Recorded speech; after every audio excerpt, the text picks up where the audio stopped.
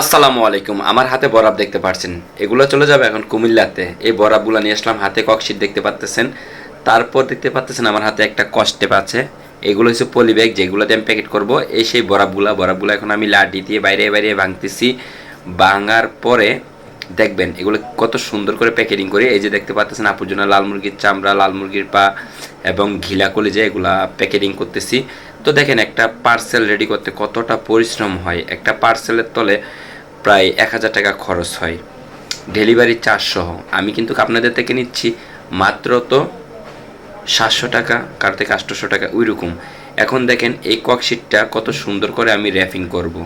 তো এভাবে র্যাপিং করে চলে যাবে আপনাদের হাতে। একটা জিনিস খেয়াল রাখবেন, একটা ককশিট কিনতে হয় 300 টাকা দিয়ে। তারপরে একটা ট্যাপ লাগে, পুরো একটা ট্যাপ লাগে। একটা ট্যাপ কিনতে হয় 60 টাকা দিয়ে।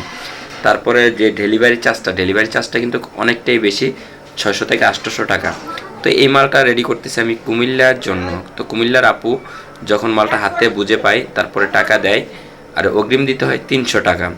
তো আপনাদের যাদের যাদের লাগবে ইনবক্সে নক দিবেন, তার পাশাপাশি এই ভিডিওটা বেশি করে শেয়ার করে দিবেন। তো দেখতে পাচ্ছেন কত সুন্দর করে রেডি করতেছি। রেডি করা অলরেডি আমার কিন্তু শেষ, টেপার একটু পেঁচাবো।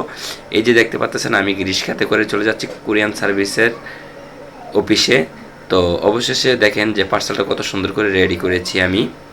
এই সেই আমার সামনে দেখতে পাচ্ছেন কুরিয়ান সার্ভিস। এই কুরিয়ান সার্ভিসে চলে যাবে মালটা কুমিল্লাতে।